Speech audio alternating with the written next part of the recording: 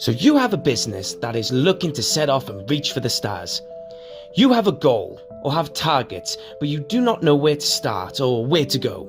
You want to transform your business, have a structure, or even have assistants. Then guys, look no further than Olive and Palm. Olive and Palm are a business consultancy firm that specialize in transforming your company into becoming the best it can be. With expertise in digital and agile transformations, they will bring cutting-edge strategies, innovative solutions, and first-person approach to make sure your vision comes to life or get to the next step. Olive and Palm have worked with names such as EasyJet, British Airways, Boots, American Express, Specsavers, Sports Direct, John Lewis, and so much more. So why pick Olive and Palm? Because not only do they have years of expertise and big names behind them, but they are passionate and they do care. They are determined to help you reach your goals. So if you want to get in contact with them, dial on their number at 075525 00041. Or you can even email them at molly@palm-olive.com. Again, their phone number is 075525 00041. And again, their email is molly@palm-olive.com.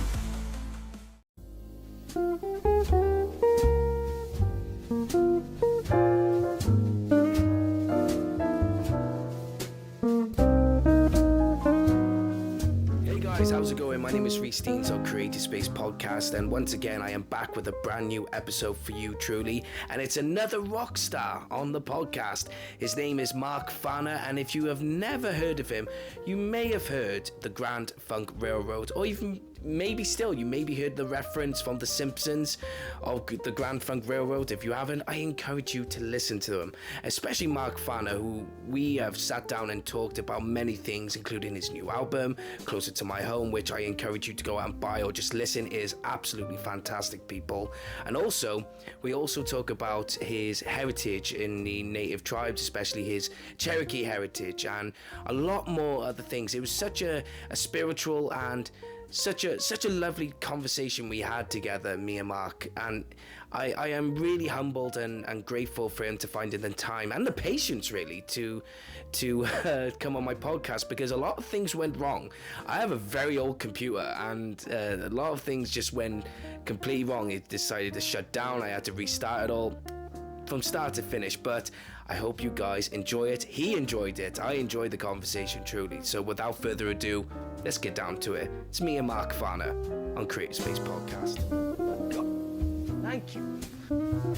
Thank you very much. This is technology and I never go so well together. I thought I was the only one, Reece. No, God. Oh, do you know what? If anything, 1 minute, I want to try my headphones now, and if they don't work, I'm going to cry. Right, here we go. Can you hear me still? Yeah, man. There we go. Oh, thank you very much. Yeah, man. So right, we were talking, just if anyone is listening right now, we're not live, by the way, we are recorded. And if anyone was wondering what the hell was going on, my computer is that old, it needs coal. So this is why, it does need coal. But I'm so glad, you know what, I am not just glad, I am honored to have you on the show, Mark. Thank you. I appreciate it, brother. Yeah, and thank you for being so patient, man. It was just, you know what, every time I get so nervous when I have guests on the show, especially big names like yourself, man. I mean, it's like I want to impress people. You're doing a fine job, brother. Yeah, thank you so much, man. But a rock star, a singer, a lyricist, man, a living legend. You know, I want to know so much about you. But first things first, about being, you know, in music and everything, I can't help but noticing you have, and correct me if I'm wrong about the pronunciation, you've got like a Cherokee heritage in your family. Yes, absolutely. And the reason why I want to start that off is because I'm really intrigued about Native Americans and Native tribes and everything, and I really wanted to know how much your heritage means to you, and how does it define you in some ways?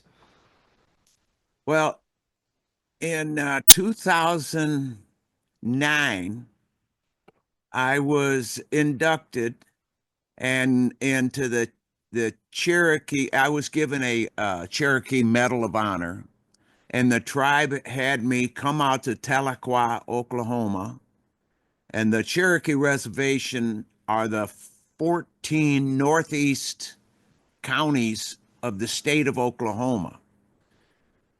We went out there, my wife and I went out, and it was a great ceremony. I was honored along with some other tribal members to receive this Medal of Honor. And what a great bunch of people I got to meet, my my kinfolk, my blood, from decades, from centuries ago. And I got to learn some of the things that I felt as a young boy, um, even in the fact that Cherokee men esteem their women to be equal with themselves, and that's a biggie. That is very big with me. I thought, how the hell are you going to give all of your love to somebody that doesn't quite come up? You have to have that frame of mind. But it seems in this world that some men think that they're better than women just Mm, because they're a man, and that's complete bullshit. So mm, I wanted to sidestep the complete bullshit part, and I have always seen this male dominance in movies and just in life. Uh, it's it's like insecurity from that person, from that man who plays the wife down or plays the female part down. That son of a bitch is hurting. mm, Really. He's really hurting and doesn't even realize it because the only way you're going to ever be fulfilled is loving someone and with the same love that you expect to be loved with, to be equal partners. I've been married to my wife 47 years, and people say, well, how did you do that, man? You're in the music business, and so many people are like getting divorced. The divorce rate in the United States is way over 50%, and I think it's like more over 75%. It's really bad, but it is. I think the television, the movies, that people allow that shit to influence their thinking, and my wife and I really love each other. She's Chippewa, by the way, Reese. And so we have that in common. We have that blood. mm, We have it is our strong suit in our physical makeup of who we are. It is the strongest suit because we are concentrating on the land together, on preserving what we have here. We have a little piece of land. We have a garden. We both go out and work in the garden. I hunt deer, and I go out small game hunting. I shoot partridge and woodcock and duck and pheasant and I go out west with some of my friends and we shoot antelope, but I eat everything that I shoot. mm. Everything. Uh, I I prefer wild game over beef. Yeah. And Yeah. I heard a lot of people who there's so many disputes about it, and we can always go in so in depth about it. But I have so many people who they say, "Oh, people are against the hunting," but if you're hunting for the animals that you're gonna eat, then it's not like you got to see the fairness in that. But I got to tell you something. The reason why I asked this is because there's one of the things about native tribes in America is that there's always loyalty. It's always loyal, and and they stand by it. And I always admire that, the loyalty. And Yeah. my fiance, she is basically the definition of loyalty, and Uh, also hard as nails. Um, she's a black oh, was a black belt in Taekwondo, and I remember she said, "I could teach you a few moves if you like, Reese." And I went, "All right, no problem." And she got the kick pad out. She doesn't practice no more. She gave it up a long time ago, but she still had the equipment. And and so I was like, because I did kickboxing, I only got to a blue belt ages ago, so I thought I knew what to do. And next thing I remember, I was through the door, yes. and she went, "Are you okay?" And I went, "Yeah." And she was like, "Okay, good, get back up." That's great. Woo. I mean, yeah, but she loves she's very spiritual in that sense as well. We've always talked about, we want like a house with a bit of land and a nice garden. We always talked about it, and for some reason, she's managed to. I don't say like persuade. I don't think she needed much persuading to actually have a dream house like that. And she said, "Oh, Yeah. one day we'll have it," because there's a lot of open fields in Wales. That's Uh, another thing. A lot of open fields.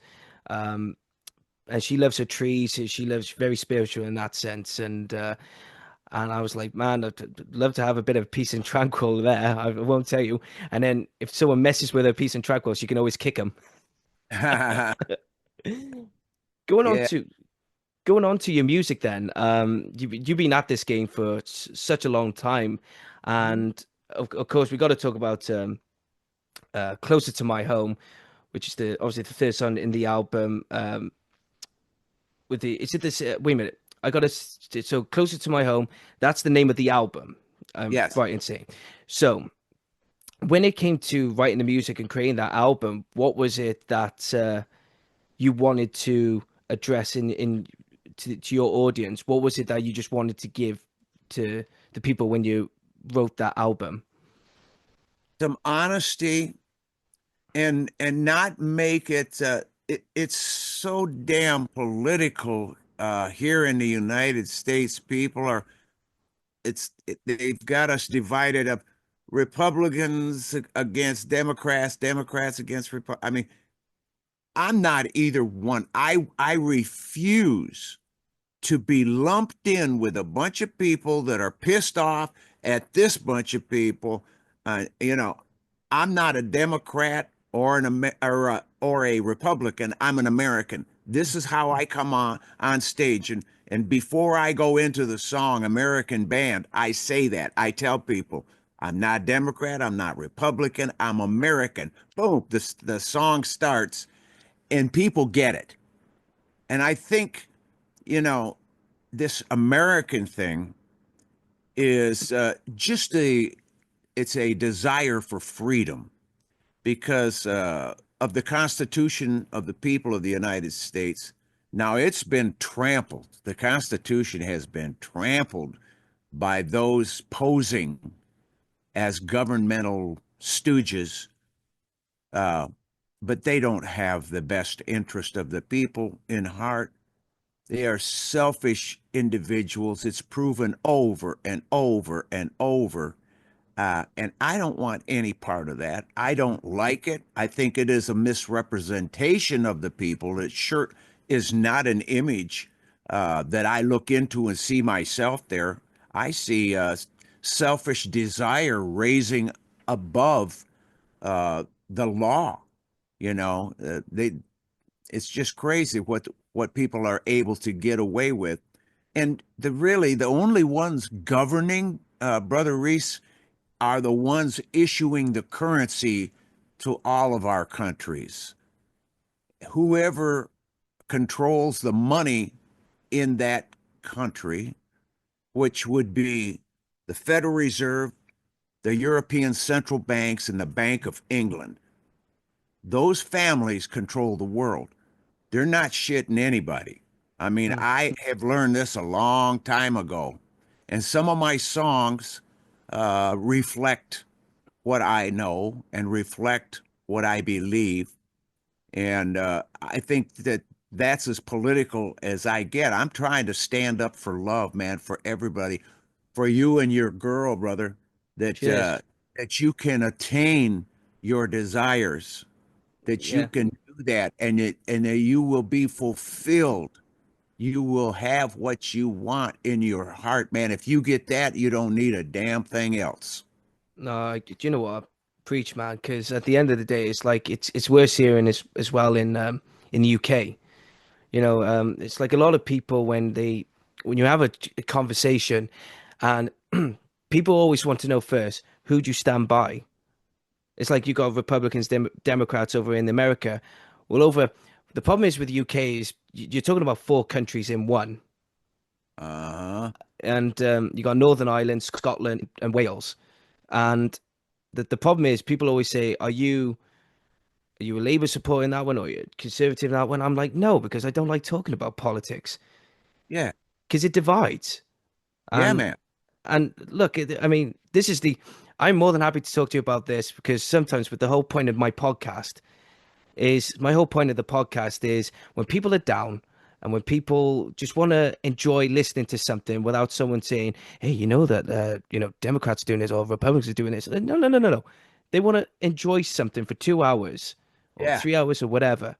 Come and listen to my podcast. I'll take you away from that for a moment, yeah, yeah, and when people say to me, oh, you got to have an affiliation or you got to side with something. It's like, well, why? I don't like either of them. How can I side with something that I don't like? bravo, You know, bravo. Yeah, I mean, at the end of the day, I just say the final words. They go, oh, you got it. I go, oh, fuck off. Just go away. Let yeah. me enjoy my beer. There you go. There you go. Yeah. Yeah. But is any particular song in that album, mean either reflects more for you? Does that stands out to you? The what you've written is there any particular one? Well, actually, um, the song "Anymore" that's a single right now. That's a song about forgiveness, and it's a song about at one time being a young man and then realizing that all these things that you've heard from the time you were just a small boy, and you believed all this shit because what else have you got to go on, right?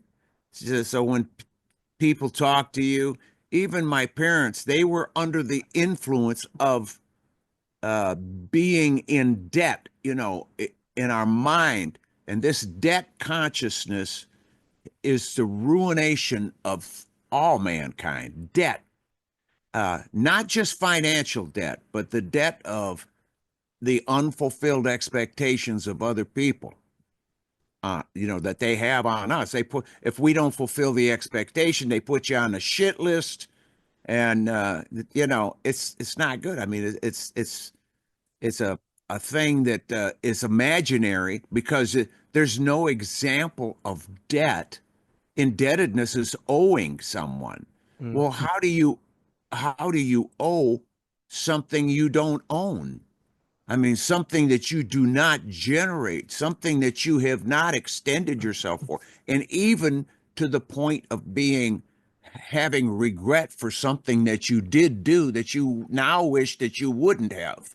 And I think the song anymore just gets right to it because it deals with my former bandmates, and I have forgiven them because if you don't find a way to get that shit out of your heart, then it will eat you alive.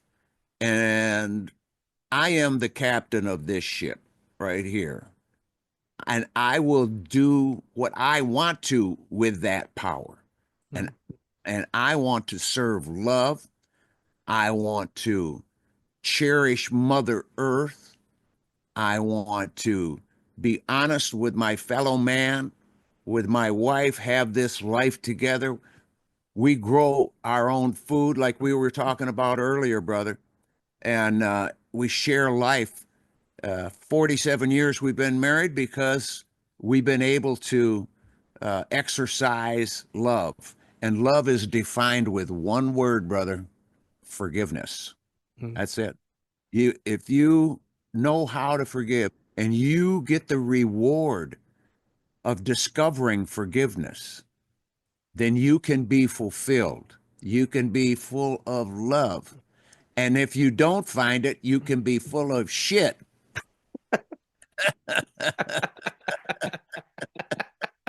I love it. Oh, I'm quoting that. I'm going to write that down and put it on my wall now, Mark. Do you know what? It's just, I don't really mean to go jumping right into the personal stuff, but I had to ask this question because when you said personal, like a debt, um, you you said something about because you had a death experience and you said you left your bone suit Yes, and and your debt left. There was like this relief or something. yes. And that realization of the departure of all the debt that was accumulated, because you see, uh, each instance that we are uh, postured into the position of, oh man, I got to do this. Somebody expects us to do something. This debt, it's not, financial debt is just a part of that debt, but it is certainly a part because we believe we have to make money to pay the bills, to put the food on the table, to continue to shit in the toilet and have life go on, you know. We have this cycle of life, but we are indebted by the presence of something to trade with. Well, whoever controls that, and that's why I said those families who control the Federal Reserve, European central banks, and the Bank of England control most of the world. And they just happen to be insane with a lust for power and blood. It, I know that you know what I'm talking about. Oh yeah. There's all of these wars worldwide, and they all been financed by these people.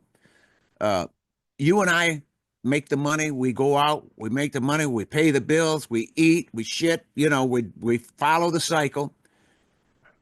But just think, if you were the one who told the world that this little piece of paper or this coin or this whatever we're exchanging for value, you were the one declaring the value of it with your words, just your words.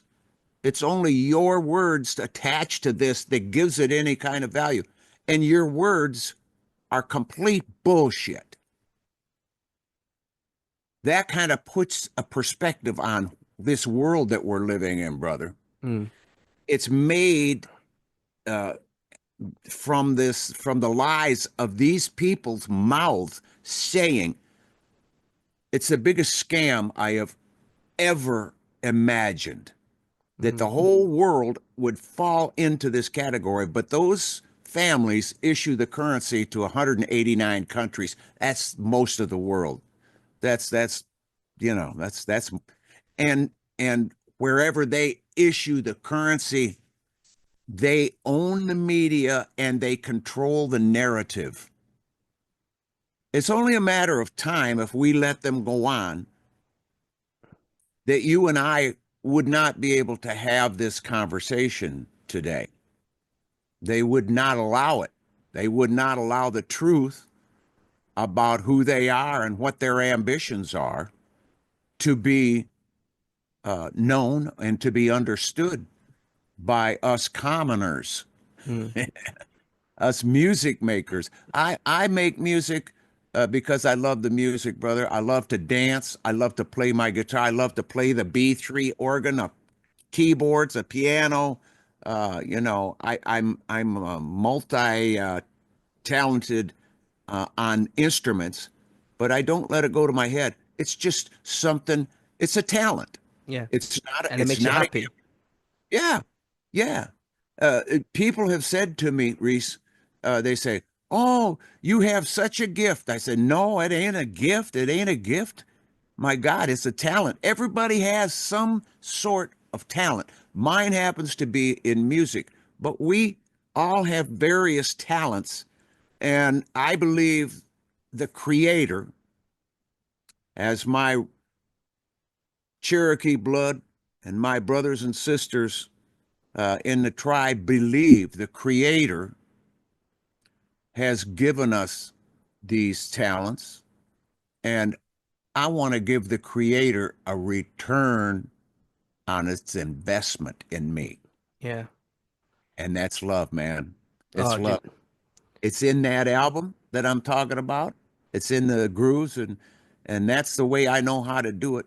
Um, and I have been practicing for, since 1969 professionally. Uh, it's been a while. It's been a while I've been at this. Been a journey though, quite a journey. Yeah, brother. But did you in this is the thing though, because it's like my friend Mark, big ups to Mark as well. He's telling me about the songs, and he says, man, it's just amazing how you can give your talent to everyone to listen to and enjoy as well. Yeah. And that's also another part of love. It's like I'm giving you my talent and I want you to love it. I want you to enjoy it and hold on to it as much as you can. Yes. Absolutely. And those most of the people that I have worked with, um, they have that frame of mind. However, there are some people that have allowed the stardom to go to their heads, and they have believed their own hype. And it's almost as bad as those assholes who issue the currency to Yeah. all the various countries. We're buying into something make believe. Do you know what? It's so interesting that you say that because I want to be a playwright. I have written plays, Oh, and I've put them on in London. I've put one on in London last year, awesome. uh, and my my BAMP or my grandfather, being Wales, we say BAMP. He's always said to me, Reese, when you make it, not if, when you make it as a writer, an actor, or whatever, when he went for Christ's sakes, never ever forget where you came from. Yeah. It's like, do not forget where you come from because that's what's going to define you in the long run. Right on, brother. That's good words, man. Oh yeah, he said some other colorful words as well. Like, and if they don't like it, fuck them. Fuck.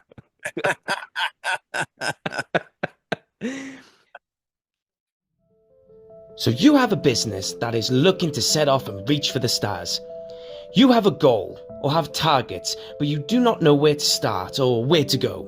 You want to transform your business, have a structure, or even have assistants. Then guys, look no further than Olive and Palm. Olive and Palm are a business consultancy firm that specialize in transforming your company into becoming the best it can be. With expertise in digital and agile transformations, they will bring cutting-edge strategies, innovative solutions, and first-person approach to make sure your vision comes to life or get to the next step. Olive and Palm have worked with names such as EasyJet, British Airways, Boots, American Express, Specsavers, Sports Direct, John Lewis, and so much more. So why pick Olive and Palm? Because not only do they have years of expertise and big names behind them, but they are passionate and they do care. They are determined to help you reach your goals. So if you want to get in contact with them, dial on their number at 07555 00041. Or you can even email them at molly@palm-olive.com. Again, their phone number is 07555 00041. And again, their email is molly@palm-olive.com. There's loads of things to talk about, and of course, you've got a terrific history, and I really wanted to know the story of how you come across Jimi Hendrix, how you met Jimi Hendrix, the one of the Great. What's the story with Jimi Hendrix? We were playing a theater in upstate New York, and the Kinks were on the show. I think Jethro Tull was on the show. It was several acts anyway that were playing. And after Grand Funk went on stage, we were going up the staircase, the narrow staircase, uh, to the dressing rooms. And my manager, Terry Knight, was ahead of everybody. And was never ahead. He always followed, he always stayed behind. And we went ahead and went to our rooms. But this time, for some reason, he was leading, and he went to my dressing room and he pushed the door open, and I come around the corner and I look in there, and here's Jimi Hendrix standing in my dressing room, and he's got his hat on, and I go, the most intelligent thing I could come up with to say to my hero, my my guitar god, geez, you're a real good player. I did something stupid like this, and I couldn't. I was so starstruck, and he just grinned, gave me a big hug. That was the start of our relationship. And then, as we would play, uh, doing festivals and several shows that we were playing, the same bill, I got to know him a little better each time. And then in New York, at Randall's Island, there was a festival, and we had gone on already in the daytime and played our show. And as I'm getting dressed after I dry off, because I sweat like a stuck hog back then, man. I mean, hot outside, and I'm running all over. It's like an athletic performance. So I'm just chilling in the dressing room, and Jimmy's right hand man, they called him Rabbit. Rabbit came to my dressing room and he says, "Brother Mark, Jimmy wants to see you over in his dressing room." I said, "Okay, man. As soon as I put some dry clothes on, man, I'll come over there." So I went over, and Rabbit was there, opened the door, and I walked in. I see Jimmy. We hug each other. "How you doing?" "Good. How you doing?" And I turn around, and Rabbit has got like $100 bill rolled up, and he's handing it to me like this. I said, "What's that for?" And then he points, and here's these lines. They look like snowdrifts lined up on the desk. And I go, "Oh no, I don't do that. I've never done anything like that. And you guys go ahead and knock yourself out, but I can't do that. I can't do that." And Jimmy looked at me, and Brother Reese, he said, "Mark, brother, I wouldn't give you anything that would hurt you." And I'm going, "Oh shit, this is my guitar hero. I'm 20 years old, 21, something like this, young guy." And I go, "Oh shit, I've never done anything." I look down at those, and I go, "I can't do that." I said, "It's just scaring me looking at it. It scares me to look at that shit." And so Rabbit says, "Well, just take a little bit." And he takes his switch, but he goes, "Tsh," and the knife opens, and he sticks a little bit on the end of the tip of that knife. He says, "Now plug one nostril, and I'll just hold it up, and you just." And so I went, and up it went, and it felt like it went right through the top of my head, just kept on going right straight up there. My eyes start watering. I'm going, "Holy shit, man, I can't believe that these guys whiff a whole line of that stuff." And as I'm going through these kind of convulsions of just that shock, that was the first time I'd ever done anything like that, um, the stage guy comes and he says, "Jimmy, you got 20 seconds. You got to be on stage." And so, all right. So they go down there, and him and Rabbit whiff this stuff up like they're vacuum cleaners. They just suck it right up their nose. And I go out, and I've already got on the equipment truck. We had a box truck that we took to the show, all of our equipment in the back. I had put a packing blanket up on top of the cab, and I was just going to lean back because that was about the same height of the stage, and I'm going to watch my Guitar Hero from a vantage point of being like right even with him, right?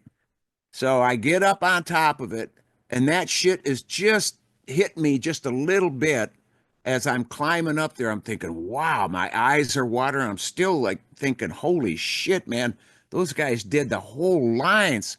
And I get up on top of the truck, and I'm watching. I see Jimmy come out. A guy puts his guitar around his neck, and he's reaching for the neck, and he's missing it this far. And I thought, he's just fucking with me. He's just spoofing us. No, he couldn't perceive where that neck was. He was looking, but he was missing it. And I went, oh my God, he is wrecked. Finally, this kid had climbed up on the stage. This kid had no shirt, no shoes and socks. He had a pair of bell-bottom jeans that were so ragged at the bottom, looked like he walked the excess length off of them, through mud puddles. And he comes up behind Jimmy, and he grabs the guitar neck and Jimmy's hand, and he brought them together like this. And Jimmy kind of looks over his shoulder at him like, thanks, man. And then Jimmy tried to play. I say tried, Brother Reese.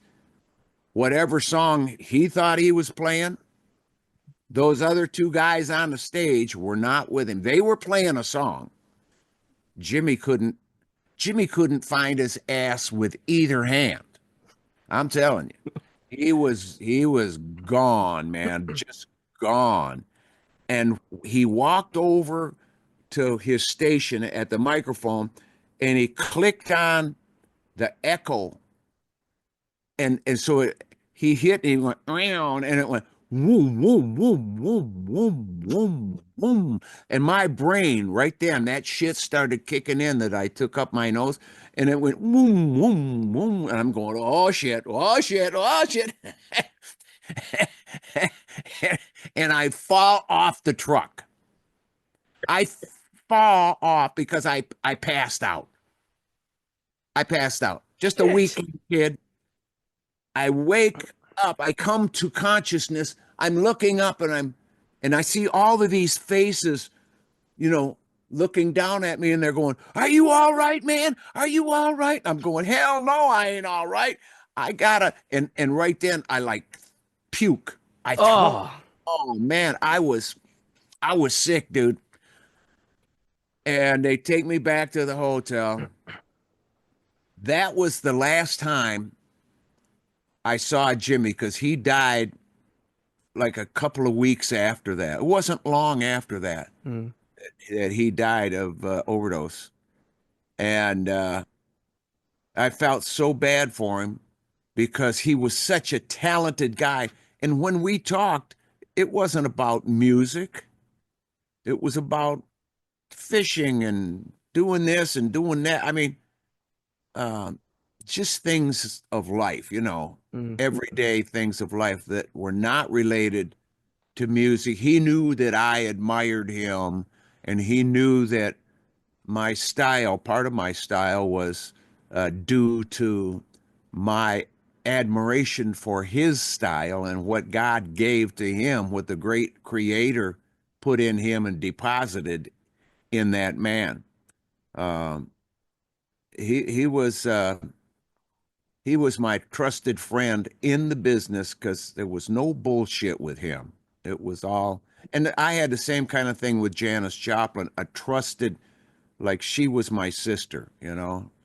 When we hugged each other, it was real, and we loved each other as brother and sister, not boyfriend and girlfriend. There wasn't any of that going on. We had an admiration for each other, and we had that common love. So I was happy to have it with Jimmy, that I made his acquaintance and became friends with him. And I was so saddened by his death, but it was an example, and it was something I thought the world needed to take note of, just how he left.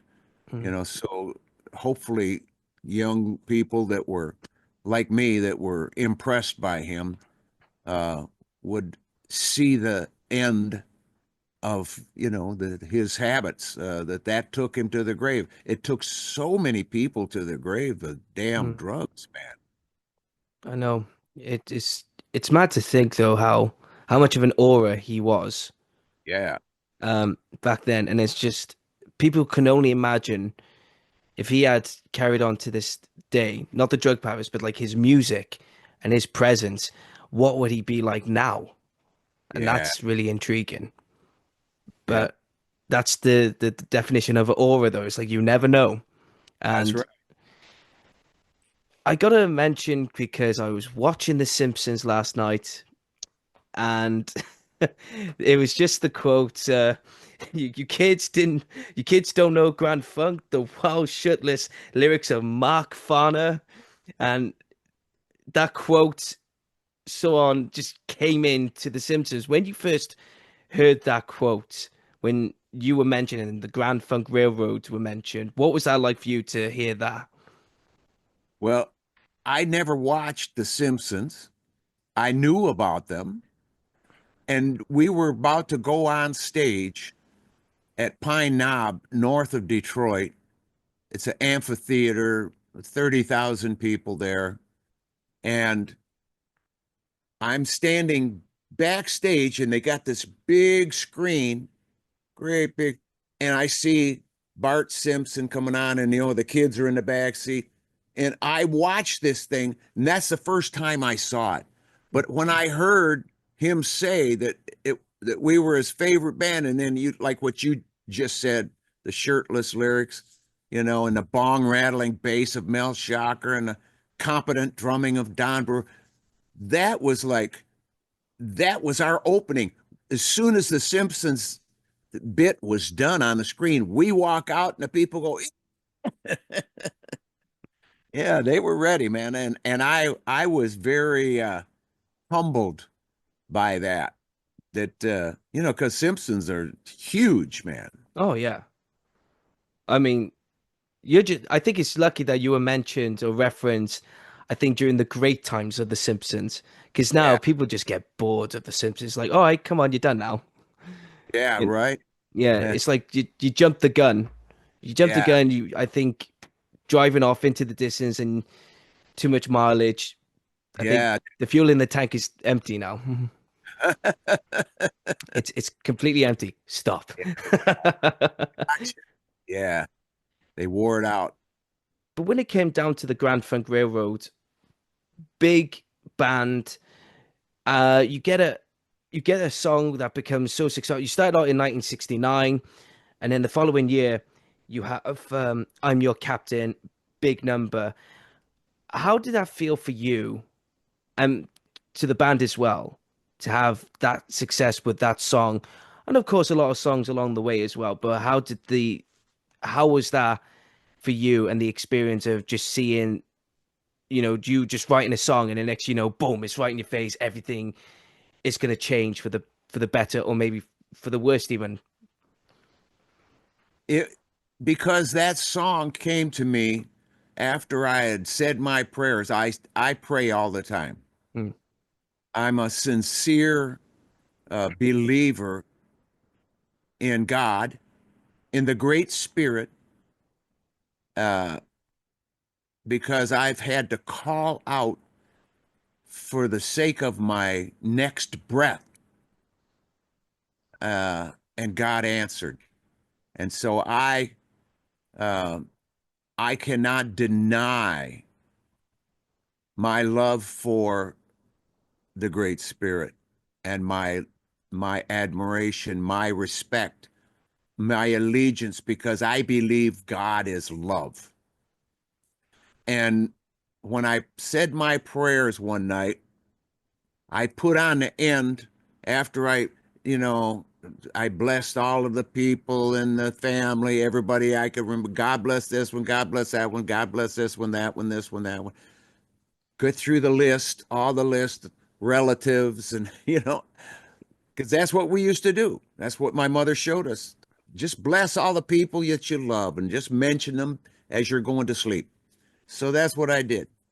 And then on the end of that, I put a little PS and I said, God, would you give me a song that would reach and touch the hearts of those you want to get to?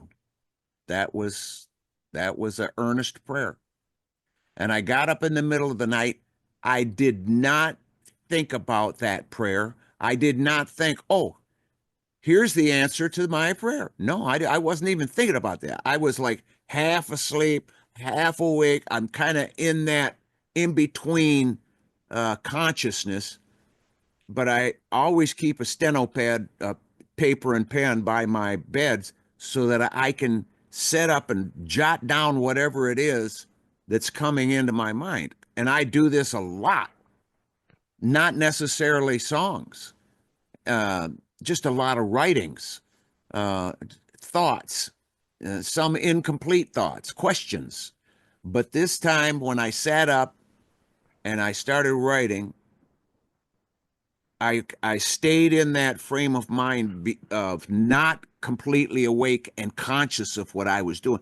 I just stayed in that kind of sleepy consciousness, and all these words started coming. And I wrote. I knew better than to go to the top of this page, uh, like I would if I was writing a song. I would write the first verse, and then I would read that verse, and that would lead me into the second verse, and I'd write that second verse down, and I would review what I was writing as I was writing it, just to kind of make sure I'm staying in the flow within me. But that night, Reese, I'll tell you what, I knew for some instinctive reason, don't go back to the top of this page or you're going to lose track of where you're at. You won't be able to get back in here where you are right now. So I stayed there. And by the time I finished writing the song, the last words of the song, my energy in my body was spent. It's like I had run 50 miles and I was ready to collapse. I put the paper back over on the nightstand. I pulled the sheet up over me and boom, I was gone. So when I got up in the morning and I made my coffee and I'm looking at the horses out in the pasture and I'm thanking God for where I'm at in the world, that I actually have a farm now. It was always my dream to own a farm. I had 110 acres. I had a lake on the back of it, a lot of privacy, a shooting range where I could, go out and make noise. I'm very thankful and grateful. And I'd take a recount of things in the morning, every morning, uh, even now when I get up. I'm really thankful and to God, and and of course with my Native American roots, we'd refer to God as the Great Spirit. It doesn't matter. It's love. God is love. The Great Spirit is love. The relationship is, honoring love in my life. So I'm in there. I grab my guitar in the kitchen. I start playing. Do do do do. I went, wow, that's a cool lick. The intro lick to "I'm Your Captain," and then I start playing some chords, and they're just random chords, and I hit this inversion of a C chord that I had never hit before. And I look at my hand because I don't want to forget this, man. It's like, this is a cool chord. I want to remember. And as I'm looking at my hand, trying to memorize where my fingers are on the fretboard, it came to me, go get those words. Go get the words. Oh, the words. So I go into the bedroom, grab the words, put them on the table in front of me, and I start playing the riff and hitting that chord. I start, you know, everybody listen to me. It was like it just started coming. And I sang and recorded. I had this little Sony cassette recorder, battery operated, push the button, you know, and it records. And I put it down. I took it to rehearsal that day. We worked on it, worked on the song, and both Don and Mel, the other two guys in the original Grand Funk, uh, they said, "Farner, man, this song's a hit. This song's a hit." And I told him, I said, "Well, you know, God gave it to me. I hope it's a hit." Because if it ain't, then I'm hurt and I don't know where to go to get one. There's a little. Do you know what? It's There's a little note I've got, and it's basically coming up as 1971 Shea Stadium. And what's so special about Shea Stadium around that time, and what is the history behind it? Well, the song "I'm Your Captain," you know, closer to home, was a big song in New York City. In Times Square, Terry Knight took a billboard that was the length of an entire city block, and there was our faces. There was Mel, myself, and Don Brewer on this billboard, and it said, you know, closer to home. There was an advertisement. And I think the cost of the billboard was like $50,000 a month or something like that. And what happened was we rented it, and then the billboard workers, the union, went on strike. And so that particular billboard, those pictures stayed up for 4 extra months for free. We didn't pay a cent for them. It was there. So I think that had quite a lot to do with selling out Shea Stadium faster than the Beatles. It took the Beatles, I think, 2 or 3 weeks to sell it out, and it took Grand Funk 71 hours to sell it out. And all of the tickets that were sold from the box office. There was no online sales, not in 1971. There was no computer stuff, no online sales. You had to go to the ticket office at Shea Stadium to purchase your ticket. So consequently, the day of the concert, people were there uh, in line. They camped out overnight on the lawn of the stadium so that they could be there in the morning when the ticket office opened, and there were thousands uh, that just poured in, and you know the rest is history. They bought it all up, and they waited for their band because we were their band. We were talking about us being family and peace and love. And I've always referred to other people as somehow us being related just because we're occupying the earth at the same time. And we should be concerned with the survival of the species that we are, uh, and taking care of Mother Earth. But there are a bunch of um, nefarious people who are taking advantage of the earth, and are raping the earth and reaping financial rewards beyond belief. And those people have graduated into a class that I don't care to mingle with. They have shut people out. They have classified others lower than themselves. And I never did that. I always referred to the fans as my brothers and sisters. that we're all together in this. And I believe that in my heart. And those people that showed up at the stadium believed it in their hearts. That's why they were there.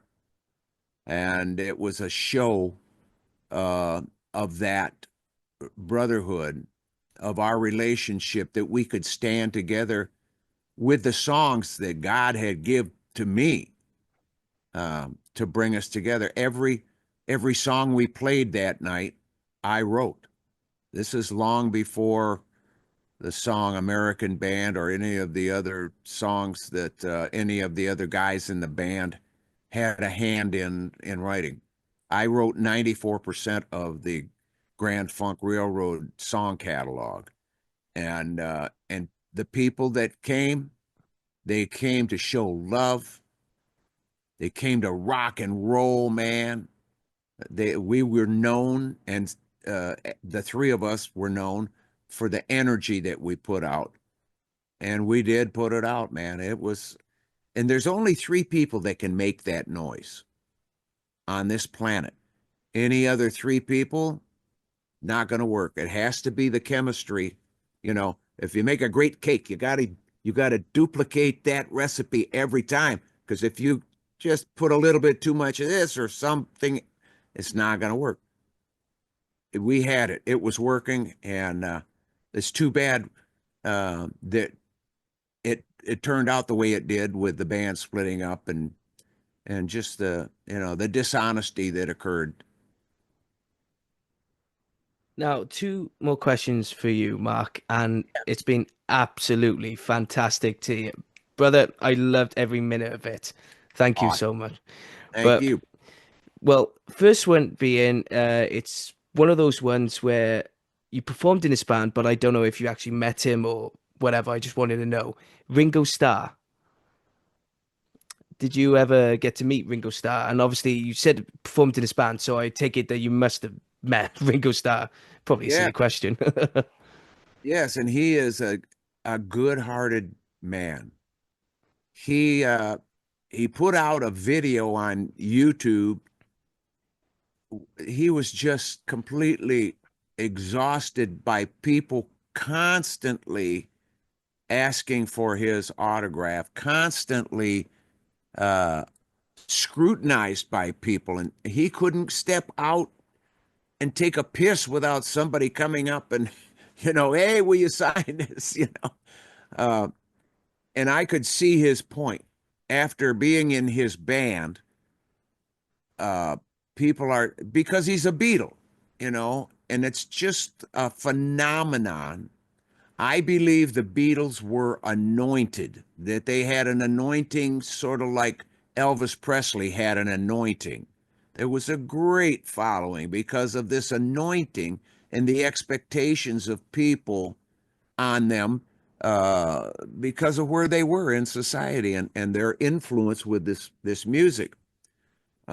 So being with Ringo, getting to know him as a just a regular guy, and accepting him as just a man on the planet with me. I'm just a man. I've never wanted myself to be lifted up and worshiped or any of this horse shit. I just want to be accepted as people's brother. I'm here for the good of all of us, to work together uh, with a commonality of saving this damn place, Mm, and ignoring those assholes who want to uh, lift themselves up and live in a place that's a place of fantasy, away from the reality of the pain of being here, mm. because there's a lot of people that are hurting. So, anyways, Ringo, when we got to Japan, we rehearsed in Vancouver, Canada, and then we left out and did 18 days. We stopped in Hawaii, and we played in Hawaii, and then we went on up into Japan. And when we got to Tokyo, we did a press conference. There was a lot of people, they came in and they wanted to ask questions, and we were on a podium with this big long table that had the chairs, and Ringo sat in the middle and the band sat down the sides of him like this. It's kind of like a picture of the Last Supper, but instead of Jesus, it was Ringo in the middle. Yeah. So this young gal came up and she said, I want to ask Mr. Farner a question. And so I stand up and she said, I want to know, what is it like playing with Beetle? And I looked over at Ringo. I said, honey, let me tell you something. Ringo, he puts his pants on one leg at a time, just like I do. And he goes, thank you, brother. And he comes over and he gives me a big hug. And he was thrilled to be recognized as just a guy, because that's all we are. Mm-hmm. If you and I meet and we hug each other, because we embrace knowing that we're just guys here on this planet, and we're very fortunate to have people that are listening to us, and we take responsibility for what comes out of here. I didn't want to mislead anybody. I never wanted somebody to do something, to take a drug, because I said, and I did endorse smoking pot because it was part of my culture back then. And, smoking marijuana, well, it's legal in my state now. Everybody does it, but I don't do it anymore. I mean, I quit that shit years ago, and I quit drinking years ago. So I'm straight, because when the shit hits the fan, I don't want to be in my mind somewhere else, either one, marijuana or alcohol, just even a little bit throws your judgment off. Yeah. It impairs our judgment. And when the shit hits the fan, I want my judgment to be intact. And if I have to use my gun, I want to hit what I'm aiming at. And that brings me to the last question. Excuse me 1 minute. Brings me to the last question, Mark.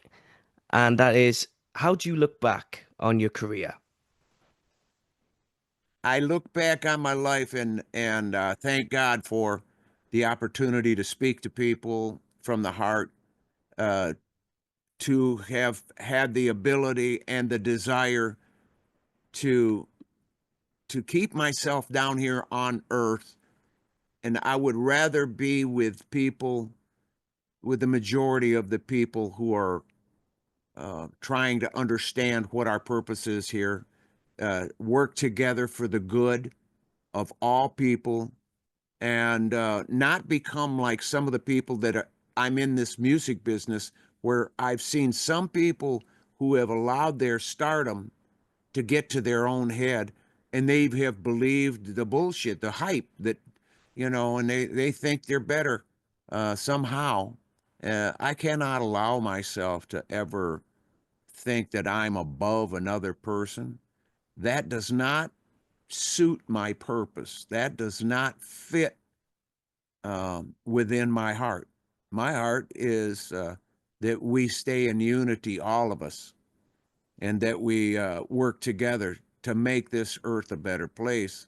And that when we see something that is wrong, we stand up, by God, and we say it, and we point it out, and we say, stop the bullshit. This is what's going on. I think, the world is ready for us to do this together.